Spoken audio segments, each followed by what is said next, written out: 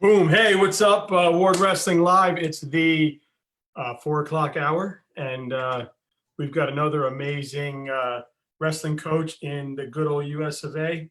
He's up at North Idaho Junior College, which is the top junior college wrestling program in the country. He himself wrestled at a D1 school at University of Buffalo, and he just came off of winning a pretty good career over at Northwest Kansas Tech, where he was there for 5 years, and now he's found his dream job at North Idaho. Loves the campus, loves the area, and he's with us. How are you, Coach? Man, thank you so much. It's an absolute honor to have you come on. Oh, no, this is fun, and I'm excited to get to talk and interact with people in this this Zoom age. I'm getting really good on Zoom here the last couple. Yeah, me too. I remember the first few shows that I did. I didn't even know if I was live or not. I was asking like, "Hello, am I live?" And I was actually live. So people were like, "Yeah, you're live, dude."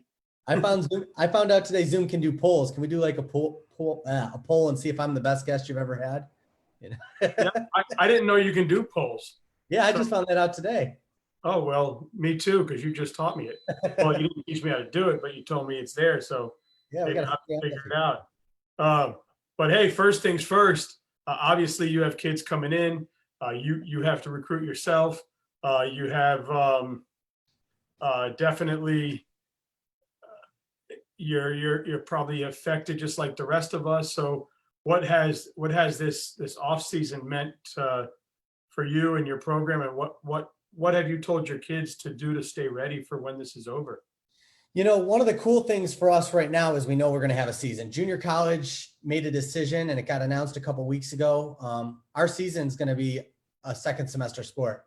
Our first day of official practice is January 1st. Our first competition can be January 20th, and our national is April 23rd, 24th.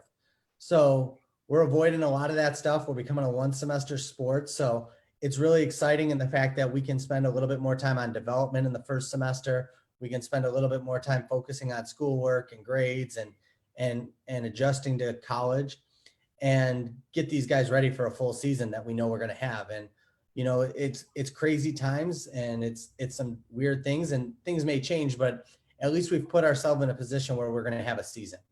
And I'm super excited about that. You know, when you talk about this, it's been a weird year for recruiting too, because the NCAA and the NAIA eliminated a lot of the barriers to attendance for those guys, with the SAT scores being waived, or ACT scores being waived, depending on what part of the country you are and what you take. So the pool shrunk really quickly for junior college. A lot of times we're looking for those non-qualifiers that would be D1 guys, and to get them a degree and to get them to move them on to those D1s. And a lot of kids got waivers for bad grades that would have maybe bounced down to a junior college this year. So we've really had to hit the ground a little bit more, beat the bushes a little bit more to try to find guys to get here. But we're really excited about the group we have coming in, and trying to go and get the 15th national title for North Idaho College. This place is 114, and we just want to get number 15 already. Yeah, well, there you go. That's awesome. So talk about the there's obviously a history there. They've obviously had a prestigious program. So what does Coach Sebaaly bring now that's going to take them to the next level and keep them building? And you know, what are you doing to get the kids to say, "Oh yeah, I want to wrestle for this guy in this school"? You know, the thing is it's not creating something here. It's just trying to maintain it and do something. I'm the 5th coach in this program's history, and 3 of the ones beforehand all won national titles here. You know, the one guy was here for 2 years, and then he became an assistant, so he even won national titles here. It's about winning here. And you come in and you show the history and the success. And, you know, it's been a while since 2013 was the last one that was won here, but we want to bring another one, and we want to have All-Americans. We want to have national champs. And there's a strong alumni support. The alumni love this place. People stay in Coeur d'Alene. It's a beautiful campus. It's probably one of the most beautiful 2-year campuses on the country. We got a lake right there. So, you know, that's hurt with recruiting too this year, not being able to have the visits, because when you show up at North Idaho and you see the lake and the trees and the mountains, you want to be here. And so we just show off the campus. We have great administrative, great alumni support, and we go after it. Yeah, and so speak on that. I know there's a lot of kids out there that maybe are really talented or mid-level talent, and they really have that goal to achieve D1, and they're thinking, out of high school D1 or bust.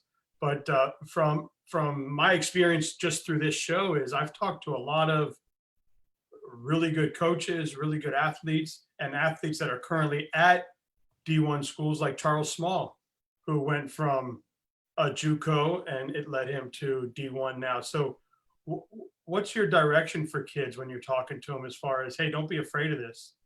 There's a lot of kids that have made that junior college jump to Division I. Just this year, there's two from Clackamas. Jason Shainer's going to Oregon State. Romero, who took second in the country, is going to Wyoming. The heavyweight from Iowa Central signed with Rutgers. I mean, they're not even just going to D1s. There's some of them going to some big time D1s. And kids that I look at junior college as an investment, and you're betting on yourself. Some kids are coming maybe because they didn't have the grades or the SAT score, and they're going to get there. But some kids, maybe they're under the radar. They haven't been noticed, or a late bloomer. Division I recruiting is 2-3 years out. They're talking to sophomores right now. They're on the class of 2022. I'm still just trying to finish 2020. So it's believing in yourself. Hey, if you think you're a D1 guy, why are you going to go sign with a D2? Why are you going to go sign with an NAIA? Why are you going to tell me you're not going to wrestle? Believe in yourself. That dream can still happen. And this is part of the process. And this is part of that journey. And you come in here and you believe in yourself, and we're going to go to tournaments where we can see them. Last year, we were at the Reno Tournament of Champions. We've gone to a lot of different tournaments. When I was in the Midwest, we went to the Cowboy Open at Wyoming. We went to the Northern Colorado Open. You get your kids out there, and the best way to get recruited is to beat their guy. And, so junior college recruiting is a unique thing. Is not only am I recruiting guys, people are recruiting off my roster. And I get calls all the time. Coach, what can you tell me about this guy? What can you tell me about that guy? Hey, what's his grades like? What's his social like? Can we move him on? Can we fit here? And I think it's important to know that not only are we going to move you on, we're probably going to get you a better scholarship offer than you were getting out of high school, because I'm going to leverage some of those offers. And those 4-year coaches are probably hating hearing that right now, but I'll play them against each other and I'll find the right fit for you. Hey, I know they need this weight. Let's call them. And hey, I know what you can offer in the past. Let's do this, because I'm running through a lot more guys that transfer on. This year alone, we transferred a kid to Minot State, Providence in Montana, Minot's in North Dakota. We sent a kid to Doane in Nebraska. We'll send kids all over the place, and our kids have success. The kid that was the MOW, the NAIA tournament from Doane, he was a kid that I coached in junior college. He was there 1 year, moved on, and was not only just a national champ for them, he's the most outstanding wrestler, and he's got 2 more years there. Believe in yourself. You're going to get a great offer. Junior college is an opportunity to bet on yourself. And would you say too, maybe you see a kid that is talented, but maybe physically he's not there yet, and that might be a kid to be able to talk to and say, hey, look, the next level is something different, and come into our room. We'll get you in the weight room. We'll get you training. We'll get you some high level competition. The transition is going to be easier. Right. And again, we're smaller schools, these 2-year schools. So we have these support services. You're not just a number. You're not going to get lost. Here in Idaho, for example, we can get a kid a free tutor for every single class in our Learning Commons. We have a writing center. You're not going to be in a class of more than 20 people. There's not the huge freshman 101 classes where you got 150 kids in there and the teacher don't even know who you are. So it's great for development in the classroom and in the mat, because we can take some time with you. That's awesome. Yeah, because you hear a lot of the coaches like yourself. Now you're at a junior college program. So I'm sure you say the same thing. Development and talking to these kids when they're sophomores and juniors, and advising them on what's needed to the next level in the transition. And it's a shame if kids get lost in the shuffle and where they could have been wrestling at a college level. Right. And again, the college is a steep financial investment nowadays. And a 2-year school can save you quite a bit of money. Our cost of attendance, even out of state, tuition is only $5,400 a semester. So it's a fraction of what a lot of these places are. And that's before we get in scholarships and financial aid and all those other resources to help make it more affordable. So, I'm a big believer in what community colleges can do, and not just even academically. Some of these kids that want trades, we have welding, we have auto mechanic, we have diesel mechanics. We can get you right into the workforce in 2 years with a job placement. And, not everybody's meant to be the engineer or the brain surgeon. And sometimes, some of us wrestlers are a little bit more blue collar, and junior colleges can fit those blue collar needs for our wrestlers. That's awesome. So talk about your transition. How's it been? I know you were spent 5 years building a program, and now you're transitioning, your family's transitioning. I mean, that all working out for you so far? And I've been here actually about a year now, and actually moved into Coeur d'Alene last year, like July 19th, July 20th is when we closed on the house.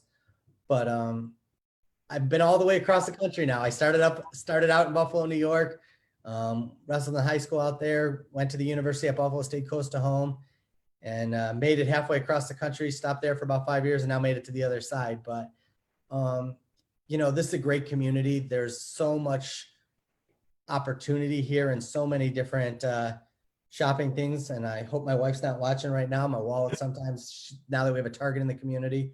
When we were in Kansas, we only had a Walmart, but she found all kinds of stores. So she's not watching this. Can we edit that part out where I throw her under the bus right now?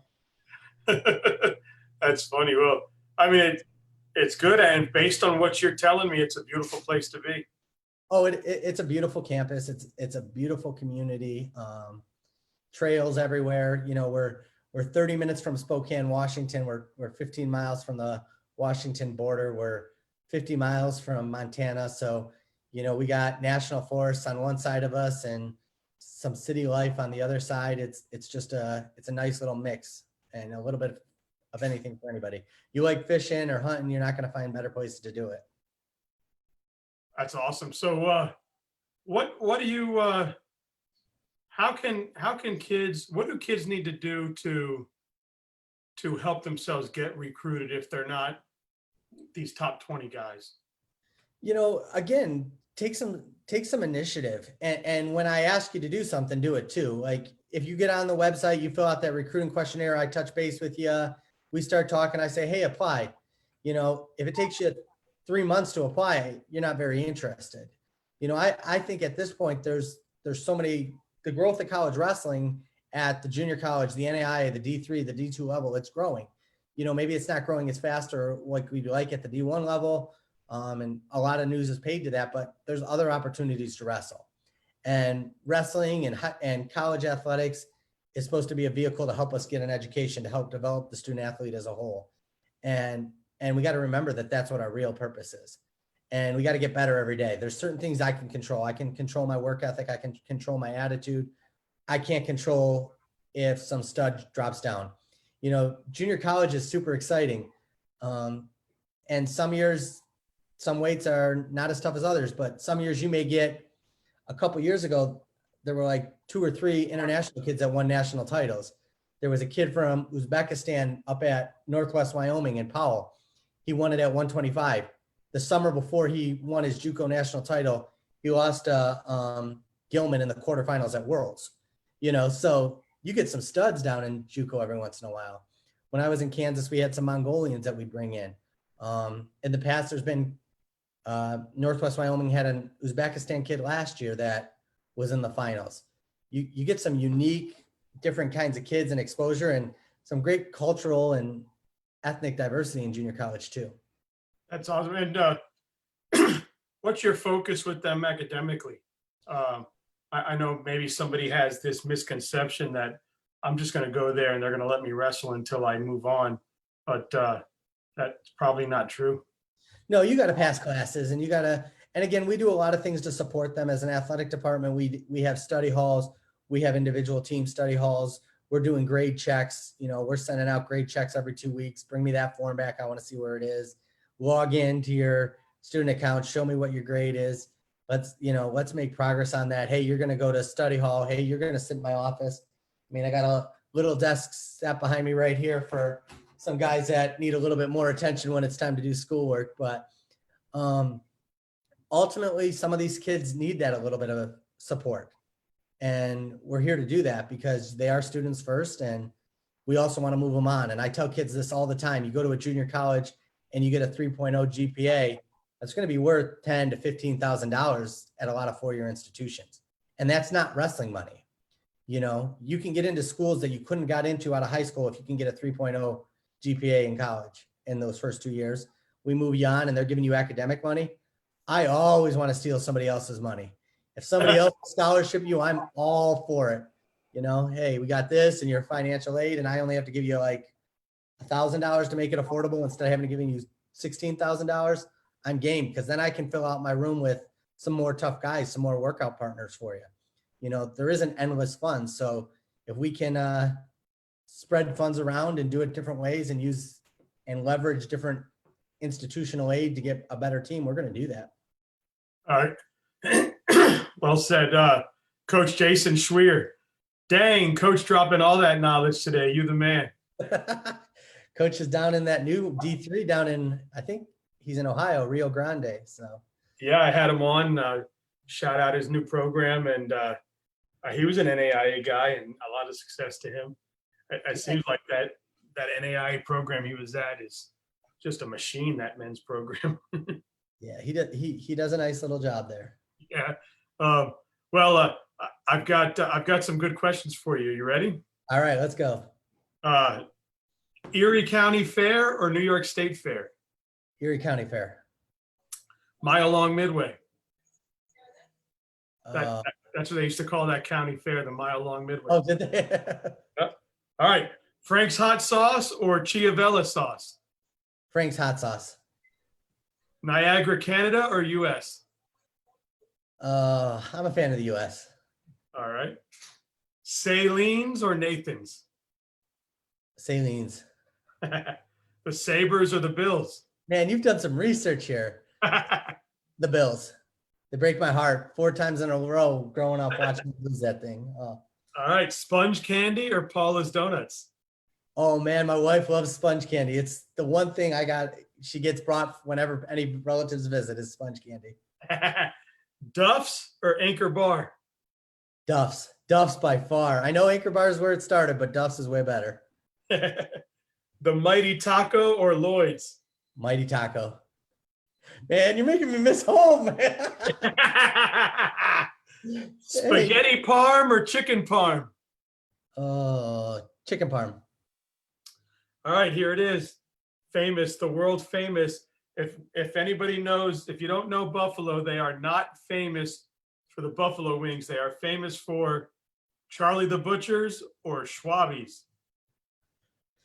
I would go with Charlie the Butcher's, but I'm a big fan of buffalo wings because I've gone to some parts of the country and they make chicken wings so bad they're not even close to chicken wings. But beef on a weck. Beef on a weck on that bun is pretty good. There used to be so I used to travel in the carnival when I was like 19 years old. So we can do a whole show on that. And Buffalo was one of our stops, the Erie County Fair. And if we wore a Miami Dolphins hat, then we would get paid an extra percentage because we're at Buffalo.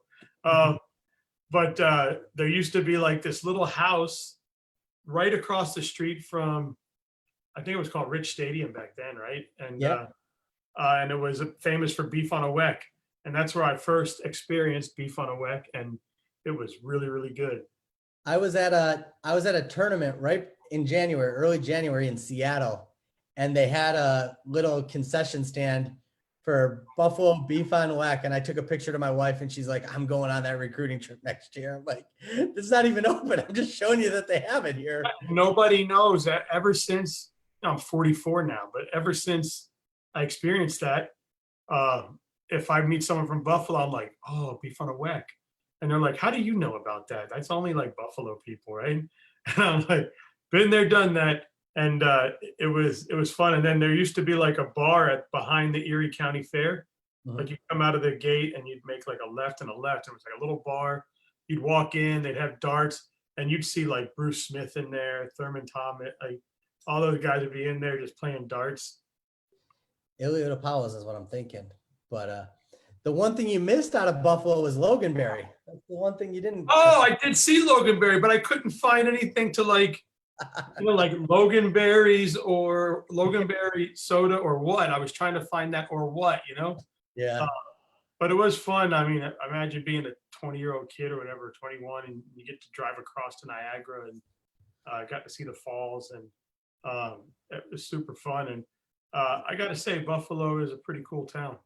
I will say this, when it came time for recruiting, when I was at Buffalo, the Canada side was a little bit better. We would take some recruits up that way.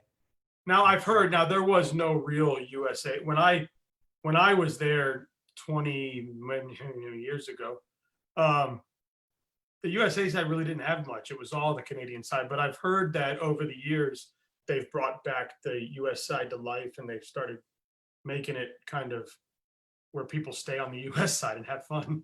Yeah, it's been a couple of years since I've been out there. I mean, it's anytime you had relatives or anything going, that's where you'd go see it. But it is the eighth wonder of the world, or seventh wonder, or whatever it is. Yeah, it was super cool. We walked on those cliffs and stuff, and then yes, that's a fun thing. Made of the Mist, going out there and going under the falls and the boats. There's all. Yeah, my wife actually, when we moved up to Philadelphia after the carnival, and I met my wife and I moved on from that. But we were up in Philly and we got married, and then she had a weekend off of school and I had a weekend off of work. So we drove up to Niagara. Her dad at the time worked for Marriott. So we got like this hotel for like $20 or something. And it was right over the fall because of the employee rates. And I know what you're talking about even. Yeah, we had a good time, and definitely we looked forward to going up to Buffalo when we were traveling, because it's just a cool, fun town. It is a nice little spot to be. Yeah, and sorry to bring up all your favorite foods. I know, no, man, it's only 1 o'clock over here on the West Coast, and I didn't get to lunch yet, and now it's like, oh man, none of this is gonna taste good or feel good. Yeah, you're not gonna find a Mighty Taco or a Mighty Taco beats Taco Bell so bad. I mean, Taco Bell is gross compared to Mighty Taco. Oh yeah, and I remember the Salins, because we had somebody that worked for my aunt that was from upstate New York there, and every time we'd go, he'd be like, "We're barbecuing Salins," because you couldn't get them anywhere else at the time, and I don't know if you can get them anywhere else even now. I don't think you can. When I was at Northwest Kansas Tech, I had this one kid from Castle Rock, Douglas County. His dad was from Buffalo, and whenever they'd go there, he'd come back and he'd bring a pack of Salem's for me. Be like, "Here you go." He's like, "I can't get these anywhere else. I always bring back 3 or 4 packs." So. Yeah, I mean, I remember we used to get a lot of the basketball players from the college would come through the fair, and man, we had a good time. It's a cool town, and I did experience Anchor Bar. I guess it was good. I liked it. It was so long ago, but I was there. But the one thing that sticks out in my head about the Anchor Bar was they had these things. They called them like jumbo shrimp, but they looked like huge like baby lobster.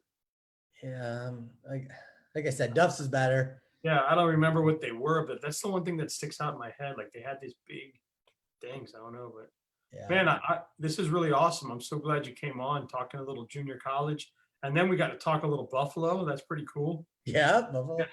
I bring you back to the Erie County Fair. That's a great fair, probably the biggest county fair in the country. I think it is the biggest county fair in the country, and they bring in a lot of good bands and everything like that. I'm trying to think, all that good stuff, man. Yeah, it's a lot of fun. I'm just thinking about the old driving routes and how you hit all these things and where Charlie the Butcher is, and now I'm thinking about Tim Hortons and how that's better than Starbucks. And and you're thinking about, man, how can I get some whack? Yeah. Stomach's growling now. So. Well, this was an absolute pleasure. And anytime you want to jump on, you've got my link. Feel free. Any of your JUCO athletes want to jump on, I'm down. And we'll have to get somebody on here. We'll get a couple of them on here because we got them from all over. So yeah, it'd be fun. And also to ask them, I'd love to ask the junior college wrestler, hey, why did you make that decision as opposed to going here, going there, doing this, do that? Because I think kids need to hear that. Like when I asked Charles Small, he's like, man, it was just, it was a better opportunity for me, better wrestling than the 4-year college I was at the time. Not to talk down about that college, but there wasn't people in the room that I could compete with. And when I got to Kansas and I went there, they had coaching and they had the right people for me, and it just worked out, And a lot of times it's the first time away for those guys, and it's a short time, but they build strong relationships and they move on. And, I remember when Charles got there, my assistant coach at the time, Arsenio Barksdale, he's the new head coach at Northeastern Junior College in Colorado. It's got announced a little while ago, but he said to them, guys, we got a great group this year. Let's kick some butt, take top 3 in the country, and everybody get out of here. And they're like, well, why don't you want to do it again? It's like the point of junior college is to win and move on. And, it's a year or two to bet on yourself. And it's an opportunity to open a lot more doors for you that didn't maybe get opened after high school. And yeah, look at him now. Yeah. He's at Hofstra, a Division I program. So not only a Division I wrestling program, but a Division I academic program. I mean, Hofstra is one of the top colleges in the country. It is. It's a nice little place. And he had a lot of different options coming out, and financially and academically that fit him the best. And, he's a great kid, and you just meet so many good connections. And that's the thing that helps with junior college too, is those kids that you've moved on, they may be at a college and go, hey coach, who do you got? Is this kid worth having? It continues to keep the pipelines open to move kids on to other places and continue their development. Yeah, and it worked for him. Yep. It did. So you're obviously doing the right things with these kids, and it's got to be a little more fulfilling.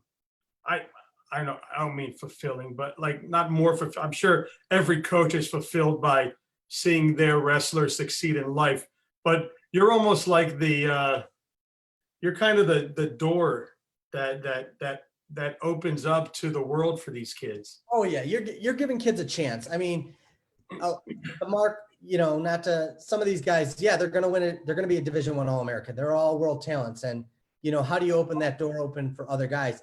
I have, this one kid, one of the first Mongolians I brought over. I remember picking him up from the airport and I'm like, oh crap, this is going to get me fired.